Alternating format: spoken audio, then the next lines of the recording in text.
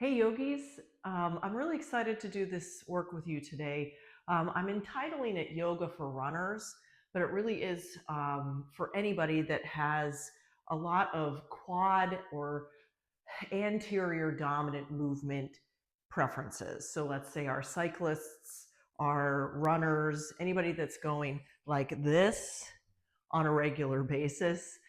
What's going to happen in those situations is that your back body, what we like to call your posterior chain, can often kind of get ignored. So we end up having an imbalance of strength and activity on the front part of our body, and then the back part of our body suffers. And when we have an imbalance, that creates an opportunity for injury, and we don't want that. So we feel stiff, we feel locked up, we keep going in that repetitive plane of motion without adding some variety. So what I'm going to invite you to do today is just become a little more aware of that back body and give it some love. So we're going to start on our backs. And as I'm coming down onto my back, you see at the top of my mat, I have my trusty kneeling pad and my friends, the blocks, for some warm-up stretches that we'll do later. But let's bend our knees and bring our feet to the mat and just sort of allow our sacrum to connect flat to the mat. Just feel that length of your spine. We've taken out that sort of natural C curve at the base of our spine just so that we can feel a little more length. And then we're going to cross our right ankle over our left knee. To the best of your ability, just let your knee fall open. I like to do some ankle rolls here because it prevents us from being too aggressive into going into the thread the needle thing. What we need to do is sort of compartmentalize this work. So allowing the hip to open and feel a little bit of release here before we start cranking things in towards our chest. We're going to do that, but we're not going to crank. So maybe now feels like a good time to just interlace your fingers behind your left leg. And we're not going to just start pulling in. We're just going to feel this shape. And then before we pull in, I'm going to lift and lower my heel 3 or 4 times, pointing my toes back towards my face. And then once I get up to the top, let's press the toes up and down a couple times. Just going to awaken that nerve chain here on the left leg. Maybe do some circles going both directions, even if one direction's a little bit janky. That's okay. We appreciate janky in yoga. And then we're going to bring the foot down and return to that just open hip shape. Feel that. And then let's go round 2, bring the leg in just a little bit. So we're pulling to sensation, not to a certain degree, and definitely not lifting our tailbones off the ground. That's a little on the too much side, especially as we're starting to wake up our body. And I'll be honest, I haven't done a thing today other than chores and running around and baking cookies for my cherubs, so I'm pretty stiff. So let's bring the left foot back down and unwind the knees. As an intermezzo, I'm going to windshield wiper my knees from side to side. And even as I do that, I feel like some stretch in the top part of my thighs right by my hip flexors, right? And that's a good thing. But again, moderate the sensation. Cranking is not our friend here. And then we're going to come back into center and then cross the left ankle over the right knee. And just let that open on its own. If you're like, I'm feeling nothing, this is a tremendous waste of my time. Well, first of all, like, chillax a little bit. It's coming. The sensation is coming. But if you're dying, you can take your hand and just gently press it into your thigh. But if you do that, gently push back into your hand. Create a little bit of push-pull so that we're not overdoing it. And then our first experimental thread, or not thread the needle. Well, you can call this a little bit of thread the needle here. You can just pull your knee in slightly towards your chest. And then remember, we're lifting and lowering the heel. And depending on sort of the nerve chain in your leg, you may feel this all the way up into your arch. So then the next time your leg goes a little more straight, press your toes forward and back, and then do a couple of ankle rolls. Your leg can come as far forward as it needs to feel comfortable in your body. And then bring the knee back down, release the foot, and let that hip just sort of open on its own. We have to be patient with opening our bodies And that's part of our practice. And then if you want to reach under the leg again and give a little pull in, just make sure you're staying on top of how much sensation you're putting in. You should feel in the outer edge of your left leg. And then that foot comes down, unwind your left ankle, and then we're going to do one more round of our knees going side to side. So this should feel good. And then we're going to bring our knees into our chest, take your knees wide. Give a little pull down just south of your kneecap, or you can hook your fingers underneath your knee crease, whatever works best for you. I like under the kneecap so I can rock side to side. Just get yourself a little low back massage here. And then feet will come to the ground, and we're just going to do some really basic bridge pose here. So lifting your hips up just enough that your chest comes in line with your hips and thighs, and then lower down. Some preparatory work here. And as you're doing this, lifting and lowering, see if you're pulling to the outside pinky toe edge of your foot and your knees are splaying open, or if you have a tendency to have your knees come together. We want them to just stay nice and parallel to each other, like there's an invisible barrier. Maybe you can envision holding a block between your thighs, and that's a great thing that we can do later.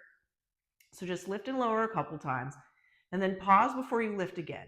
I want you to activate your belly button like you're trying to take it and stuff it up into your rib cage, and then lift your hips up. You'll be like, but I can't go as far. Exactly. And once you're here, I want you to squeeze your glutes towards each other and squeeze your thighs towards each other without them touching.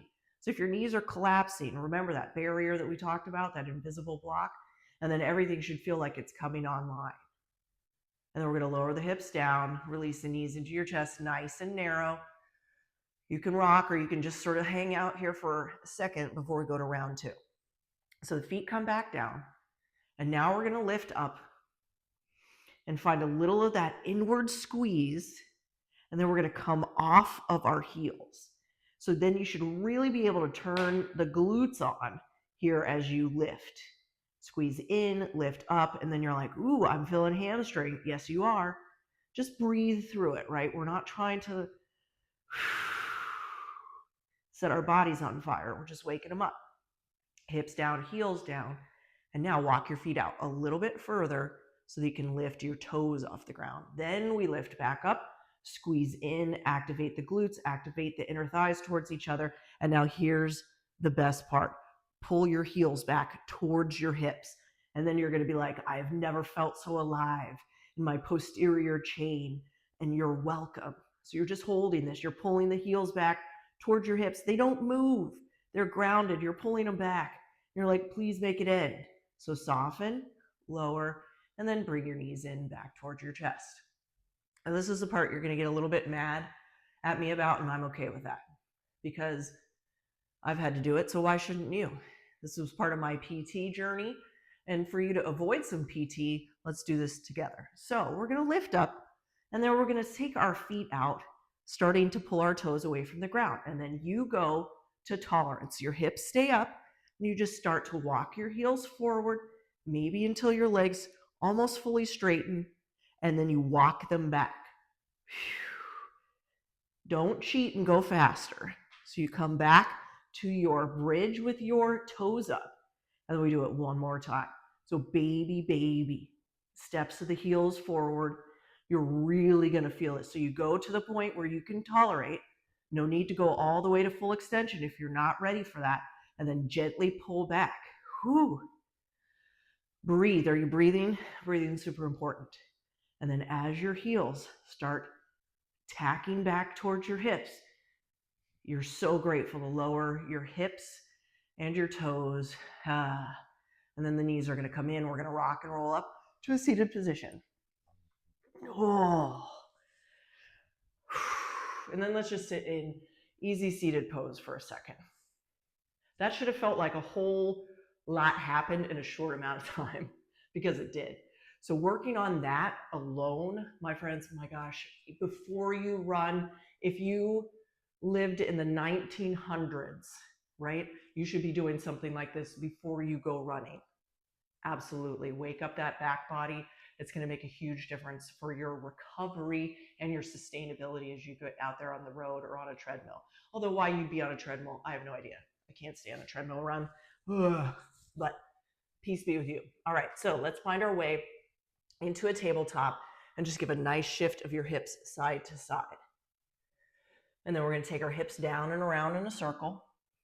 And again, remember, this is for our runner friends, our cycling friends, anybody that works in those forward motion planes, but it's also for anybody. So for me, this next little piece, I'm going to grab my kneeler because I know what's coming. So my left knee will come on the kneeler and my right knee will come forward. Now there's a couple ways to do this. My preference here for our hip flexors is to bring your left hip over your left knee, your right knee over your right ankle. So instead of pushing forward into more of a traditional Anjaneyasana, I want us up and stacked. Then you're going to take the top of your foot, if it's down, otherwise you tuck the toes for stability, and you're going to press it down. Then your little tailbone, like you have a little dragon tail down here, you're going to just tuck it forward. And then that should be enough for you to feel a little bit of extension power on the front part of your left leg. Hands can be at heart center for this. You're pressing down into the ground with your foot and then tucking your tailbone forward. That should be enough, my friends. And then you're going to soften that. Bring your left hand to your right leg and reach your right arm back behind you. If that bothers you, hand to the hip, but look how long your spine is going to get here as you lift and gently turn. And if you want to challenge your balance, both arms can lift. And then you're going to bring your left hand down first, followed by your right hand, and switch the legs out. So again, this is a specific setup here for this alternative to the traditional Anjaneyasana with your hip over your knee and your knee over your ankle, because we're going to do that same thing. You're going to press the back of your foot down or the toes of your foot down and then tuck the hips forward. Man, you just get a nice, gentle, but noticeable stretch here on the front of your right hip flexors, right here at the top where it connects. And then you're going to bring your right hand to your left thigh, left hand to your hip, and give a little spin. If you like, you can lift your arm back behind you, staying long in your spine. And then if you want a little balance challenge, don't forget the foot behind you. That's going to help stabilize. And squeeze towards the center line of your body. Really nice. Look back forward, right hand down, left hand down, both knees underneath you, and then we're going to take a cat-cow. Now, round two, right foot comes forward, and we're going to come into a little more of that traditional Anjaneyasana where the knee and the ankle are together, but this knee is back behind your hip. So we're going to lift up. Arms can reach up this time if you like. And then we're just going to press forward and pull back. Press forward and pull back. We're focusing here on hip flexors to get started. And then the next time you pull back, let's bring the hands down and shift your weight backwards. Now, this is where back body people, I'm telling you, blocks are your friend. Leaning back and being able to lift the toes so you can slightly press down and pull back. That's where the goodie is, as my mother used to say. So I want you to prioritize access to the back of your leg above forcing your hands to the ground. But you get to decide if you need the blocks or not. One more time, leaning back, and then we're going to bring the knee underneath and your left foot forward. And again, this is a little bit of a different setup than that stack knee. We're just going to sort of bend in and out of it to start. Feeling the weight of your body coming down, stretching that front part of your right hip and then along the outside of your left leg.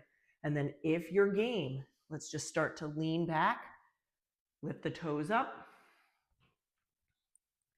Your hands can be overhead if you're feeling like super balanced and strong today.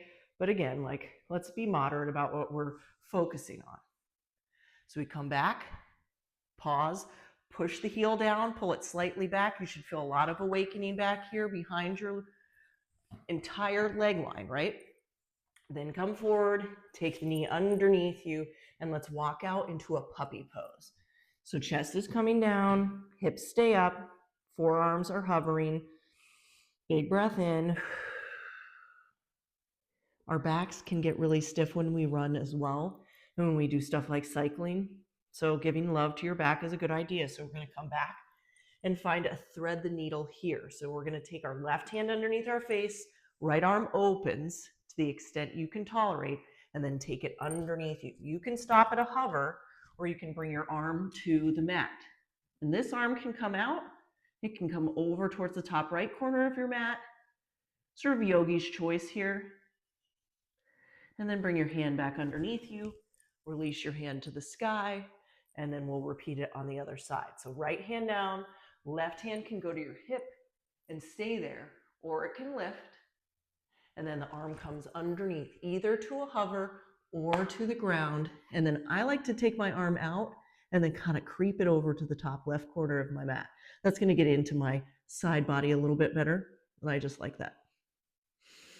So a couple breaths here. And then we're going to slide your hand down, release your left arm to the sky, and then bring your hands to your mat. Now, we're going to step back into a high plank. Why? Because this is how I want you to measure your down dog. So stepping your feet back into a high plank, and then going right into your down dog, widening your feet, and then let's start to pedal. I don't know about you, but my calves are always tight. I do a lot of intense cycling, so my calf muscles are like, hey man, I'm doing my best, but you put us through a lot. So I want you to just sort of give your calves some love. And then if you want to start walking your hands in a little bit, that's fine, but let's not prioritize like a really deep V here, especially because I'm just going to have you bring your right foot forward. We're going to keep this back knee up this time, and here again, this is where blocks make a huge difference because we're going to stretch in and out of that front leg. So now we're going to bring a little more attention to the back of your right leg. So we're straightening and bending to tolerance. And then we're just going to do a gentle switcheroo. So tilt your hips up, step your foot back as best you can, and then step your left foot forward. And again, blocks under the hands create more space, especially if you're feeling super tight. My classes and I do this several times a week, so this is something that's in my body by now pretty easy. But I want you to just take it at your pace. Now we're going to tilt the hips up, swing that leg back behind you, find a down dog. And then this time we're going to step your foot forward and lift your right arm up. Maybe your hand comes to your hip and you spin from here. But if your hand is up, we're going to widen our right foot over, and then you're going to reach your hand underneath your left armpit. You're going to feel a lot of activity on the back of your leg here on the right. Then lift back up. Zip your left knee away from the ground. Reach under again. Lift back up. One more time because I like things in threes. Underneath. Then lift back up. And again, you could have your hand on your hip, right? And then your hand comes down. Step back into a down dog. And then step your left foot forward and walk your hand or your foot wider. And then hand to your hip and check this out. Remember, right knee is going to zip away from the ground. Maybe your left hand lifts. And then it's just reaching underneath you and pulling back up. Inhale and exhale. Inhale and exhale. One more time with the lift. Hand comes down, foot steps back. In the fitness world, they call that the world's greatest stretch. And I don't know that I agree or disagree with that. I do think it's helpful to add some mobility. So now we're going to shift forward and shift back. I'm going to take this kneeler out of the way because we're going to start to add some movement. So I'm going to start walking my hands back towards my feet, soft bend to your knees when you get there. And then you're going to walk yourself back out. So the idea is to have a soft or moderate bend to your knees, but not go all the way into a squat because we're stretching our back body. So walking out, inchworming out, finding your high plank, breathing in, breathing out, Breathing in and then closing that off. We're going to do that one more time because you know I'm obsessed with threes. So big breath in to prepare, and then exhale, walk it out. On your way back, make it as soft as you can, trying to keep your legs as straight as you can until you have to bend them. And then I want you to bend your knees and tuck your chin towards your chest and find opposite elbow with your hands. We're going to twist side to side.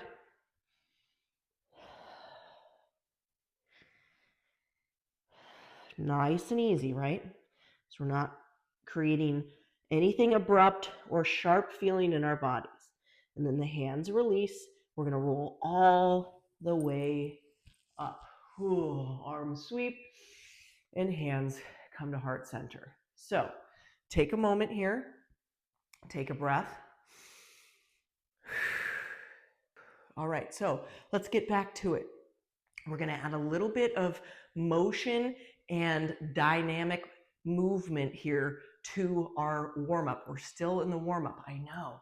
So the beauty of this is that this could be added onto any routine that you're doing, especially if you're feeling super tight. So bend your knees, bring your hands down. You're going to walk your hands out. You're going to step your right foot forward. Then you're going to step your foot back and go right into that foot to the outside of your hand. You're going to do that 2 more times. So right foot forward to the outside of the right hand, step it back, left foot forward, step it back, right foot forward, step it back, and left foot forward, step it back. Now listen, knees or toes, we are headed all the way to the ground.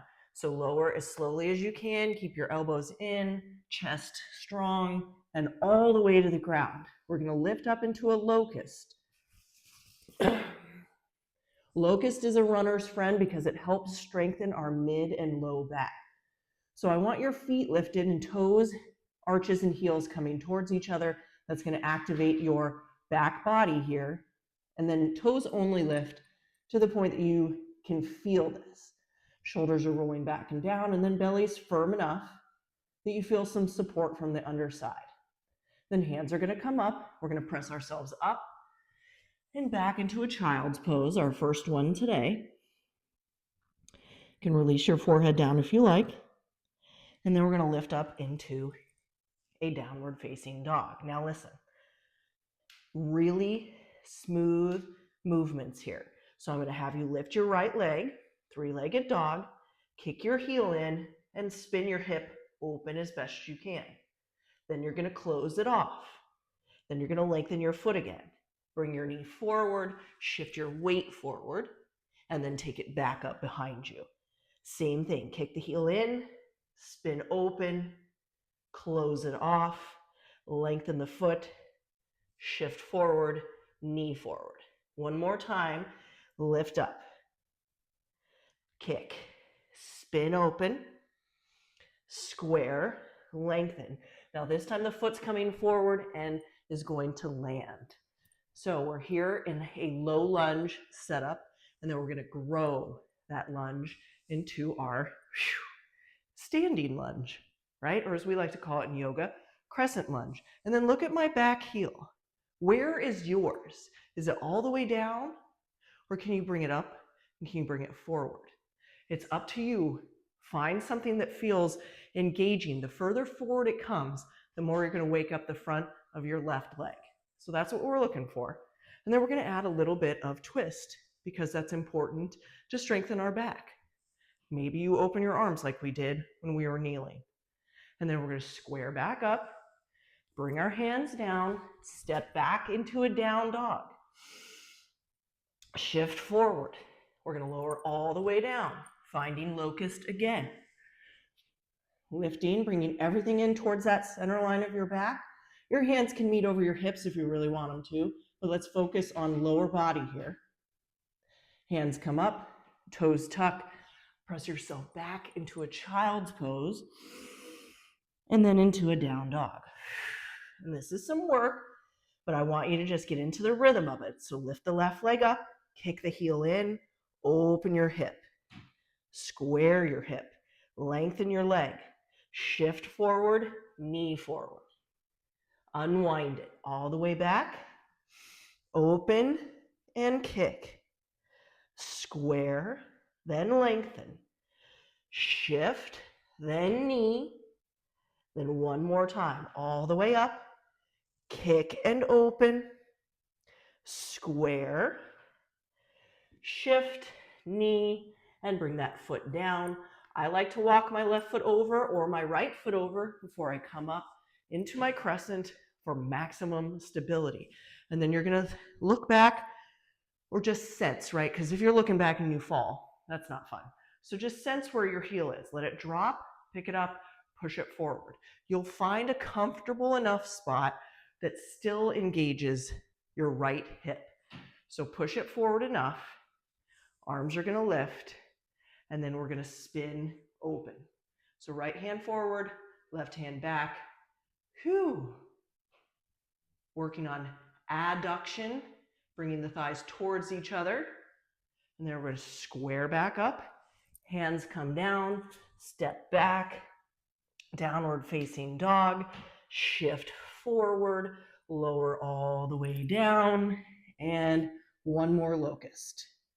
So again, bring the heels and arches towards each other. They don't have to touch, they just have to move that way.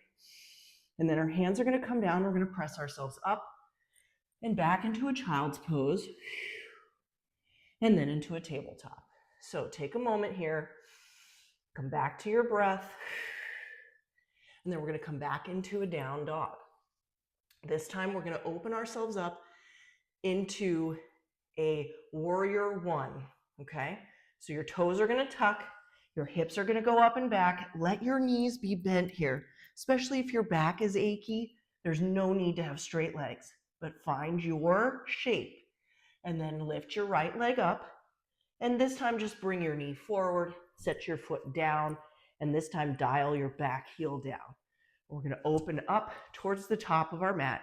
Now listen, if you have a cranky low back, I want you to turn your left shoulder a little open towards the top left corner of your mat. This is a beautiful way to accommodate this pose. So we're not forcing squared shoulders. We're just giving a little ease to our hips and low back. And then you're going to press back into your left leg as firmly as you can, trying to drive your pinky toe edge into the mat. That's a beautiful stretch here for our calf. And then we're going to straighten the front leg. And then we're going to bend the front leg. Then we're going to straighten the front leg. Then we're going to bend the front leg. And then we're like, oh, wait, we should probably get our blocks for this next part because I know what she's going to do. And you're right. I'm going to ask you to straighten as best you can into your right leg. The back heel is down if you can tolerate that. And then soften your head towards your kneecap. This is pyramid pose. In Sanskrit, the translation is intense side stretch. So you should be feeling some intense stretching along both sides of your leg. But if it starts to get too much, you're going to bend into your knee. If you're not using the blocks, maybe you use the blocks. Maybe you shorten your stride by coming in a little bit, or you lengthen it by stepping back a little bit. But let this pyramid pose find itself in your body. And then you're going to turn to the ball of your left foot, step your right foot back, lower all the way to the ground. We're going to take a cobra now. So rotate your shoulders back and down, keep the tops of your feet down, and just a gentle press of your hands into the mat. So cobra is not straight arm. And then we're going to lower down, and we're going to come all the way back into a child's pose. This time I want you to press your palms down and pull back ever so slightly. And then lift back up into a tabletop, and then find down dog. Take a moment and then lift the left leg. You're going to bring the knee forward, just a nice fluid motion. Dial your back heel down, and we're going to come up into our warrior one. Now remember, if you're fighting your low back, that shoulder opening just a smidge, instead of cranking forward, we're going to open up just a little bit because I'm focusing your attention on this outside edge of your right leg. I'm not really concerned about your shoulders. I'd rather your shoulders and your hips travel together, if we're being perfectly honest. So press back into that right foot. That should feel pretty good. And then we're going to straighten into the left leg. Have your blocks available, and then let's find a little bit of bend and straighten, seeking pyramid on this side. Now I get you, pyramid sucks, but find a way to make it suck less, either by stepping your foot in, allowing your heel to raise. Our goal is to get our heel down, but if you need to have the heel raised, don't fight it. We're trying to find these shapes in our bodies, right? So we're not forcing totally straight leg. We're just sort of bending in and out till we can find a little release here. Maybe your hands come away from the blocks. Maybe you're like, I missed the blocks already. I've made a terrible mistake. Then get them back. And then you're going to bend into your knee, turn the ball of your right foot, and step back. And we're heading down to the ground for another cobra. So lower down, elbows in, strong back. And then remember, this is about open in the chest, close off the back, and then elbows stay bent. Should be able to move your head. And then lower down, and then all the way back into our child's pose. And then up into a tabletop, and then up into a down dog. Now listen, we got to hit the warrior family in all lengths. So let's get the right leg up, bring the knee forward, foot down, and excuse me turning my back to you, but we've got to come into warrior 2 with the right foot forward. Now, right knee is going to track towards the right pinky toe. So try not to collapse. Try to keep it open. And then let's bend in and out of the right knee, because oftentimes we have a really short stance in warrior 2 and we could take up more space. So maybe you crawl your toes forward and then say, yeah. And then you're pushing into your back foot as much as you're bringing weight into the front foot, and then soften your shoulders. We're going to straighten into the right leg and reach forward. Don't do anything else. Then come back, then bend into your knee again. We're setting up for triangle, but I'm going to ask you to take your hand to a block or to your shin, okay? So one more time, straighten, reach forward. Maybe you grab the block, maybe you put it behind your leg. And then as you straighten the leg, we're trying to open the shoulder. You can have your hand on your shin, right? So our goal here is to find an opening and length, a little bit of stretch in the inner thigh. And then you're going to bring your hand down, release the block, turn to the ball of your foot, step back, and then we're going to come one more time down into our cobra. Actually, I went right to locust because I love it so much.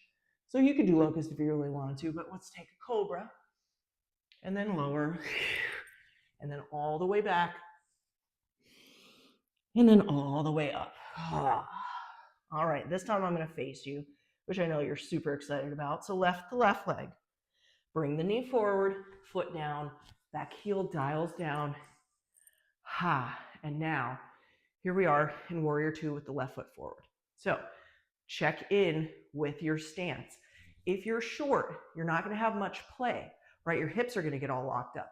And if you're too far back, you're going to be like, uh-oh, I'm stuck. So make sure you find your stance. Arms are nice and long. And then the knee is falling slightly open to the pinky toe. You're really just going to start waking up this inner thigh zone. You're going to love it. So take a moment here, breathe, and then straighten your leg a little bit. Don't lock it out as best you can. Just slight bend, reach forward. You should feel an uptick of sensation right along here. Ooh, I know, you're welcome. Then bend back. Then remember, block or your shin. I'm going to do shin this time. So straighten a little bit, reach a lot bit, and then the hand comes to the shin. We're going to prioritize opening the chest. Maybe you lift the arm. Why do we care about a hand on something? A, it gives us something to press into. And then B, it stops us from doing this. And that helps nobody, right? That's a dumpy triangle, and I don't like dumpy triangles. I want you to be long and lean and find some opening. This is going to help your back. This is going to help the length of your body. And then you're going to bend back into your knees so you can bring your hands down, step back. And this time when we come down, I'm going to invite you to play with some upward facing dog. That's going to have you pressing into your hands, elbows coming in, and then pressing into the tops of your feet as you press into straight arms, floating your thighs off the ground. This is the only time I want you to have straight arms when we're in this position, if your thighs are floating. And then you're going to take yourself back into a down dog from here. That felt good, right? Really nice. Now, let's take the right foot forward, and then you're going to turn to the long side of your mat. And I'm just going to switch around so you don't have to stare at my butt this whole time. I mean, you'd have to pay extra for that. And you're not paying anything right now. So now we're bending into the right knee, okay? And then I want your toes to either be facing forward or slightly turned out, because you're going to go back and forth for me. Now this, again, remember, this is for my runners and my cyclers and my single plane of motion people. So we really have to add in some lateral movement. So we're coming in and out of these knee bends. And then we're going to come into center, turn both sets of toes a little more forward, and then this is where a block can be helpful. Have your hands on the block and bring your hips forward, right? So if you're here, I'll show you a slight angle. Your butt is going to want to come back. I want you to bring it a little more forward, right? So not so much forward that you're like diving into a crevice or crevasse, as we would call it out in the West, a big mountain crevasse, but find your hands onto the floor or a block, and then just bring your hips a little more forward and then surrender. This should feel pretty noticeable in your legs. So make sure you're not locking your knees out. And then as you come back upright, you're going to step to the top of your mat, bringing both feet together, and we're going to come all the way up. Ooh. All right, beautiful work. Have a little seat into a chair. Now this is a special chair. I want you to be in a bar stool height, right? So if you were at a bar and you're just hooking your tushy over the edge of the bar stool, that's about as low as I want you to go, because that'll help you concentrate to bring your booty cheeks towards each other. So scoop your booty cheeks towards each other. This is going to wake up the posterior chain. That's why we're here, right? Arms can extend, but I want you to really just create that scooping in action, inner thighs, lower booty cheeks, arms lifting. Pull your hips back just a smidge, lift all 10 toes, and then forward bend. Find a halfway lift, and we're going to step right back into our down dog. So step back, down dog, and then we're going to step our left foot forward, and then we're back into that side lunge. I know. And then you're like, you're going to make a skandasana, aren't you? I'm not going to make you do anything. But skandasana is when we keep the heel down and lift the toes. We're going to go back and forth. So getting a different angle on those inner thighs. Now listen, if you are pretty seasoned in yoga, you can do a hands-free skandasana transition, right? It seems kind of fun. And then when you go back to the left side, I want you to pause and then see how I'm shortening up my stance and lifting my heel. We're going to pause here. Long leg on the right, toes up to the ceiling. And I'm going to keep saying this. Gentle press of your heel down and pull it in towards the center line of your body. You're going to feel a little bit more here, right on that inside edge of your top thigh. And then we're going to do that same exact thing on the other side. And I know what you're thinking. Well, can't I just have my right foot flush to the floor? Yeah, if you have that kind of mobility. I don't at the moment, right? I just don't. So this feels better for me. It allows me to dig that heel down and pull it back and create that sort of push-pull that I'm really focusing on. And over time, maybe you get the foot flush to the ground, but let's be careful about how much load we're putting on the back of your leg, all right? Take a moment here, then come back into center, turn both sets of toes more forward, and then release forward. If you get a little head rush here, my suggestion is to keep your head above your heart. You can still lean forward and pursue a little bit of lengthening in your back body this way. Hands can be on blocks, right? But if you're comfortable with releasing your head down, again, try to avoid your hips going way, way back and try to keep your tailbone lifting. This is really going to get a nice, beautiful stretch in the backs of your lower legs. And then we're going to press up, walk our hands back to the top of the mat, step your foot back. We're lowering all the way to the ground, and then opportunity for upward facing dog here. So tops of the feet go down, elbows pull in, arms straighten, thighs lift. Now try not to dump your hips to the ground. Keep a little bit of integrity by squeezing your glutes ever so slightly, because we don't want to overload your low back. And then hips go back into downward facing dog. Pedal, pedal, pedal. And then you're going to start walking your hands back towards your thighs and toes and shins and come all the way up. A couple shoulder rolls here. And this is where you're probably going to get like a smidge mad at me, but I'm okay with that because I get mad when I have to do this stuff too. And the first time I did this next thing, I was like, I hate this person that was teaching me to do it. So I just want you to know it'll come back around and you'll see the value of it the more you do it. So first things first, your right foot's going to stay down. You're going to lift your left knee up in front of you, however far you can to keep it stable. And then you're going to kick your heel out and see where your point of tolerance is for lifting your heel, right? Hands can be at your hips. We don't want to crank it up so much that you just start like sweating and swearing. We want it lifted at a tolerable amount so that you can feel the left hip flexors activating, but you're not in distress. You just maybe don't love it that much. And then you're going to bend the knee, set the foot down, and then go to the right side. So again, the knee lifts to an amount you can tolerate and stay upright. And then your heel kicks forward. You could have your heel here, and that could be sufficient for you. It's about sensation, not about height. We're not looking for hip height because the back of my leg would rip open. So what I'm looking for here is just enough tolerance. I can feel the stretch on the back of my leg, and I can feel the muscles on top of my leg firing to keep my foot upright. This is beautiful work for us. Then the knee bends, the foot comes down, and we shake it out. Now we're going to go into abduction. So taking our body parts away from the center line of our body. We've done adduction. Now we need to do the opposite, right? You've been on those machines in the gym before, opening and shutting your thighs. It's not just the glamour machine. This is what we can do real life in yoga. So the knee is going to come up to the outside. Okay? So just pull your knee up and then see how I'm kind of tilting towards the side. We want to avoid a little bit of that, so let the knee come down enough that we're not leaning. Now, kick that heel down. You will feel this immediately, but it's starting to come to that outer edge of the top of your thigh. So bend to release. And this is good balance training. Kick your heel down. And if you're not feeling it, lift the heel up, but be able to breathe, be able to talk through it. Bend the knee, bring the foot down. And then we're going to go to the other side. Now, if one side has better balance than the other, then you're going to have to make accommodations for that side. So the knee is going to come up, look at something that's not moving. That'll help.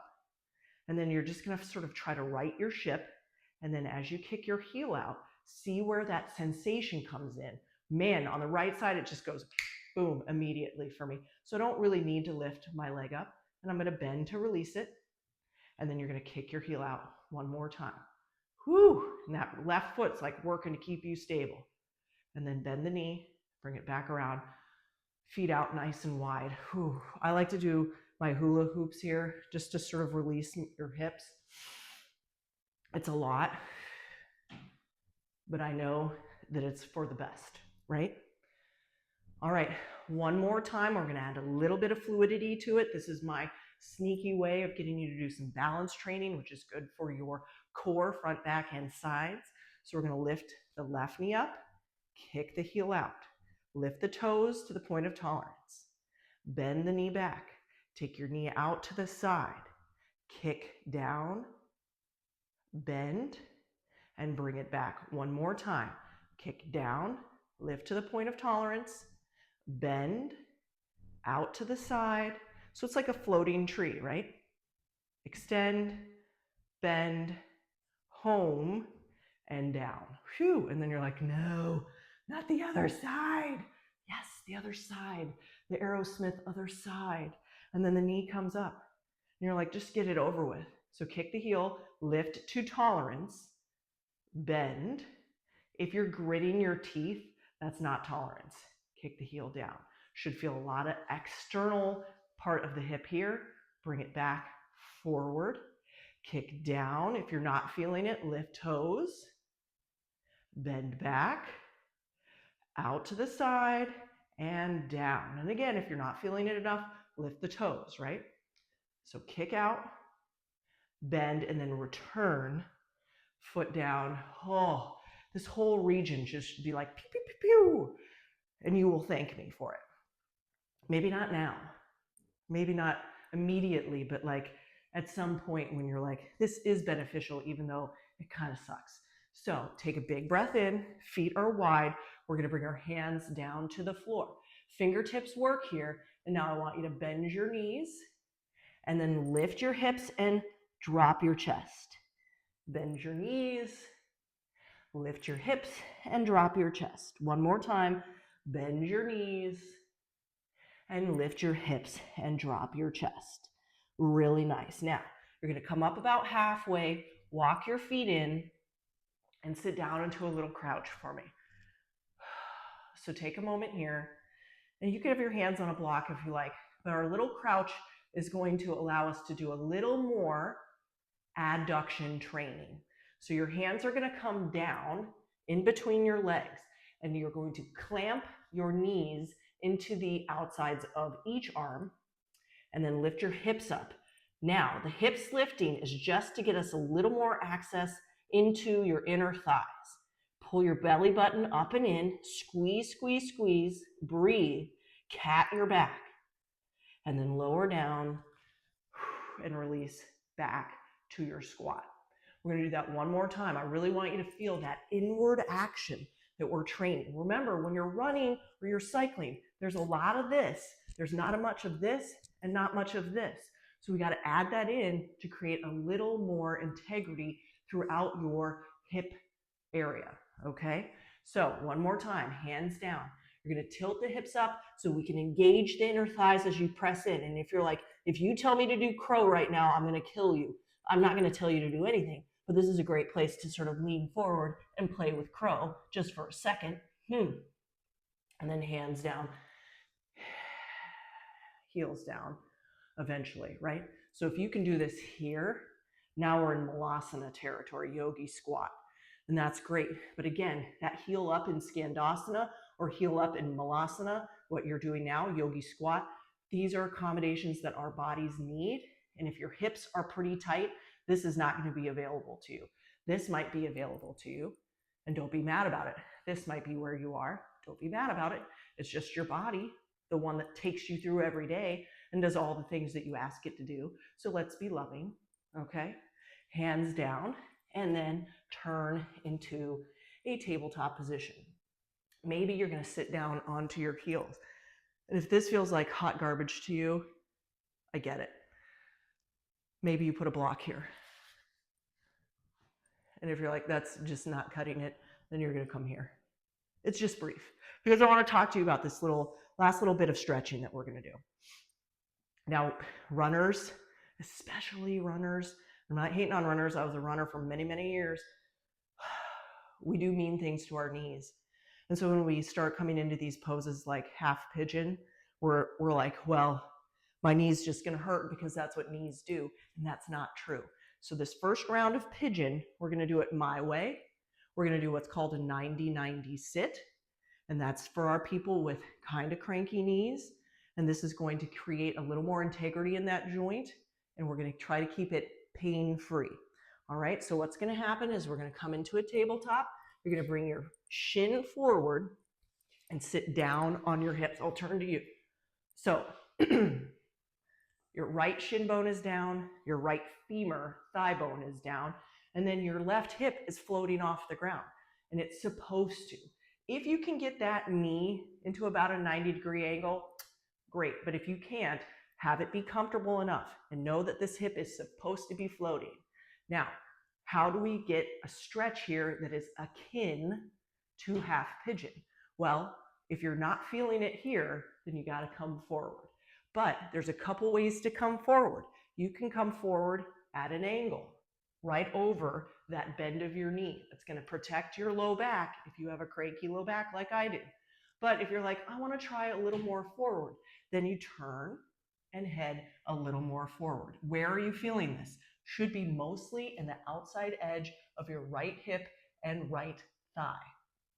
And if you are so inclined to come down onto your forearms, go ahead. If you need to sort of twist off to the side, please do so. You can put your arms on a block like this. Remember, the goal here is to stretch your hips, nothing more.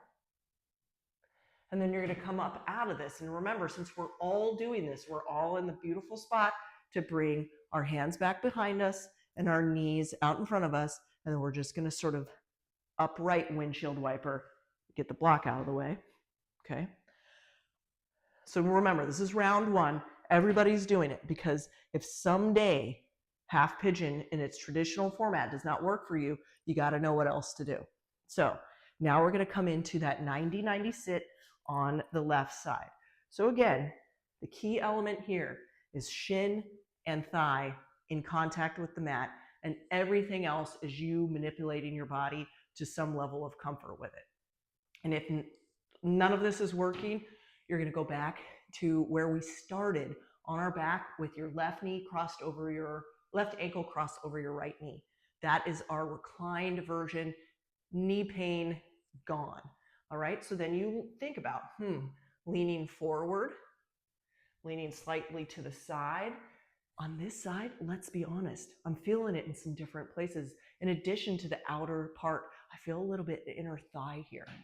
So you just sort of be a student of the stretch. Where am I feeling it? How much am I feeling it? And then don't fall into that game about flexing your ankle. That has nothing to do with protecting your knee. We can talk about that another time if you're that interested. But just know, flexing your ankle will not help your knee. It just won't. So take a moment here, breathe into that, and then you're going to sit upright, bring both feet to the ground, and then just do your upright shifting side to side. Now listen, I'm not trying to demonize Ekapata Raja Kapotasana, which is half pigeon. But what I'm trying to give you is an alternative if for some reason you have bad knees after, I don't know, decades of running and pounding that joint from any kind of the stuff that you do, including rock climbing, including basketball, volleyball, any of that stuff, right? That takes impact. We got to take care of these joints, because the only alternative is to replace them. And that's expensive, and that has a lot of rehab. We don't necessarily want to go down that road. Okay, so back into our tabletop position. Now, if you are okay coming into a little more of a traditional setup for half pigeon, your right knee will come forward, the right foot will flip over towards the center of the mat, okay? But we're not worried about parallel to the top of the mat, just changing so you can see how low back my heel is, right? And then my preference here, friends, is to have your hips as level as you can. So if you're sitting off to one side, that's when you need to just surrender into the 90-90 sit and be okay with that. But if you can, I want you to square your hips up, maybe find a block, because I'm going to have you just concentrate on having both hip bones in the same plane. And then you're just going to kind of hang out here for a second. We're going to do two specific things for strengthening here. So this is a stretch, but for our purposes, we're going to make it a strengthening exercise. So your hands are coming to the mat, and then the pressure that you're going to apply is from your shin bone on the right. So you're going to press your shin bone down. See how my hips are lifting? You're going to feel engagement in your right leg all the way from your hip through the knee, all the way down into the top of your foot, and then lower and soften. And then press down, press down, press down, press down. Lower and soften. And now this is where it gets super fun. So this is where you just have to be in your body today. And if you were like, well, I used to be able to, or I should be able to, get rid of that. Just be here today. Your right hand's going to stay down, and you're going to kick your left heel in. Remember how I said a strap could be helpful? This is where a strap would be helpful if you can't find your foot. And don't worry about finding your foot. You can reach your hand back and be almost there. There's beautiful work here doing active strengthening. But if you want to find the foot, don't turn off. Press your foot into your hand and then sink into this a little bit. Feeling a stretch on the front part of your thigh here, as well as some activation in the back part of your left leg. And then we don't slingshot the foot, we soften, we release, and then just because I know some of you want that itch scratched, you can come down into a little release. If your chest makes it to the ground comfortably and your hips are still square, be my guest. But if the only way your chest comes down is if you dump off to the side, I want you to stop doing that, okay?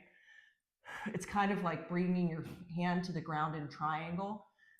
The value of that is nothing compared to keeping some integrity in your hips. So just let this stretch be what it is. And then you're going to press yourself up into a tabletop. I like to take my leg back and give it a little workaround, and then we're going to come into it on the left. And again, if you're like, this is not working for me, Brandy, then you're going to come into that 90-90 sit or the reclined version, and you're going to be okay with that.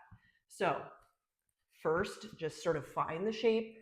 You can walk your right foot back to get a little long here, or just sort of sinking in and seeing how this initial setup feels in our body. I don't care if your knee is wider than the mat, wider than your shoulder. I really don't. I don't think it matters that much. Anatomically, it doesn't matter that much. Aesthetically, maybe you're sort of trained to think it needs to be flush in, but it doesn't.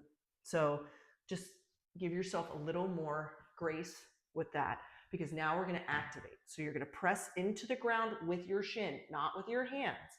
So you could even get to the point where you could float your hands or bring your hands to your hip.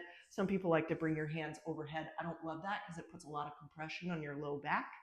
So floating hands, fingertips down, and then lower.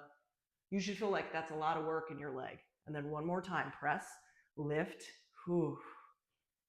The more you press down into the back foot and the front leg, you're going to get even better results here. And then you're going to come down, and then you're going to figure out what it's going to take to bring your heel in and your hand back, right? So maybe you use a strap.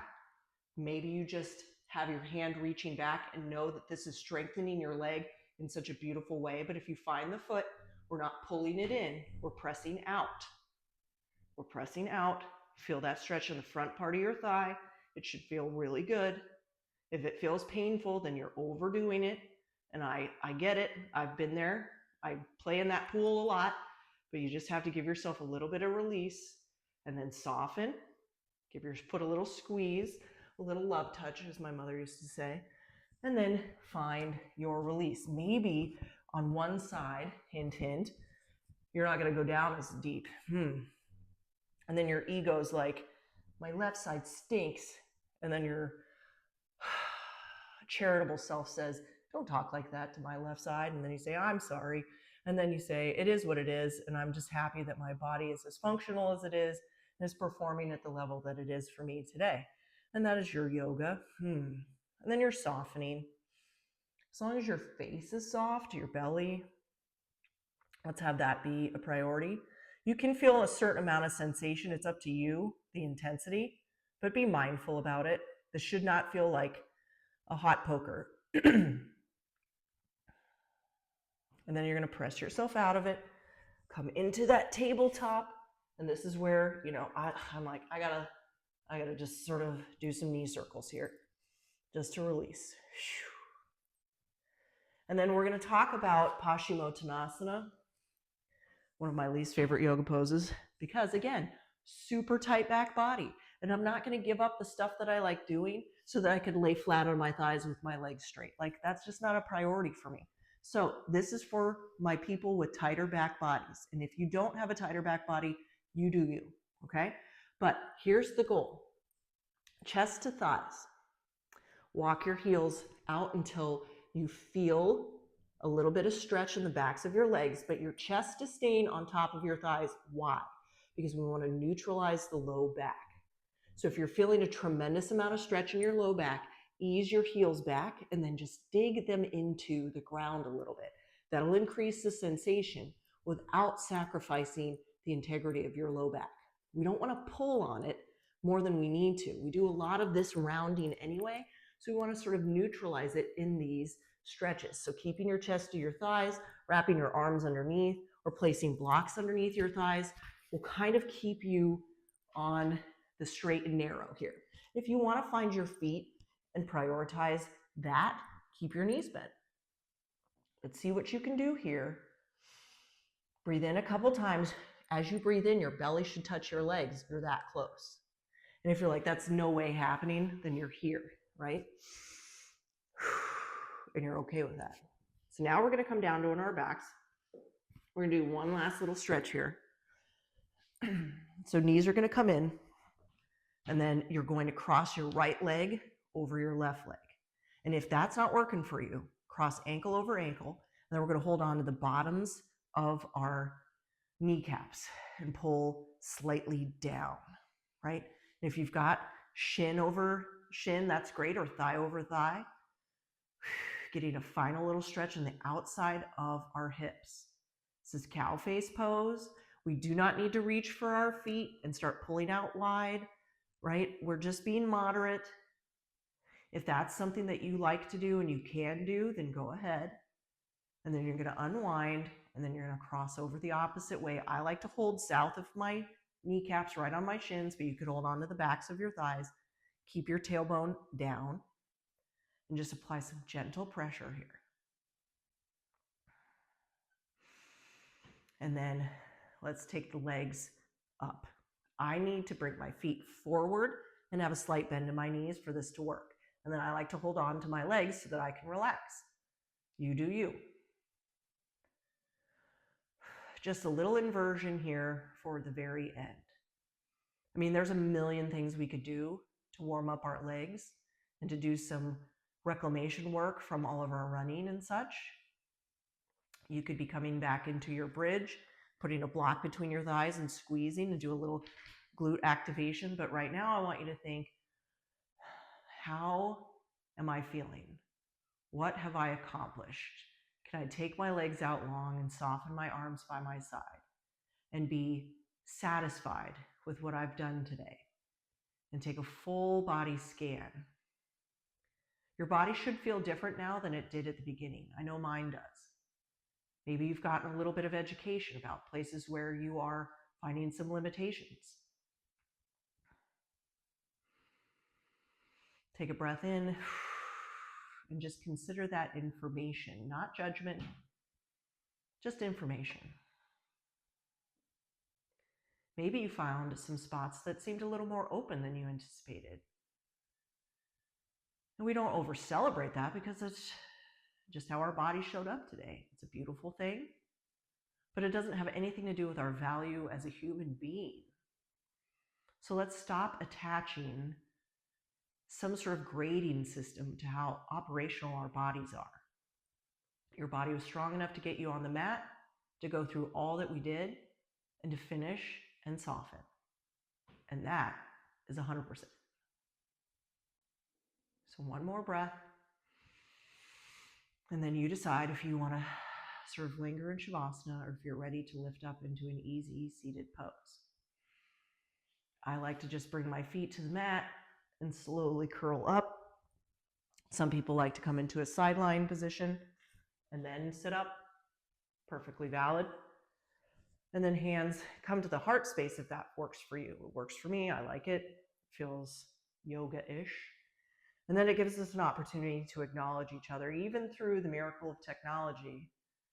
The light and love in me recognizes, honors, and respects the light and love that is within you, and it is through that light and through this love that we are connected. And hopefully through this journey with your very capable bodies that you found some relief and found some ground to move forward on your journey towards being a stronger runner, a stronger cycler, a stronger climber, whatever it is that you're doing that's creating a little bit of tightness in your body. Don't wish it away. Just play with it. And I'll see you on the mat for our next round. Namaste, everybody.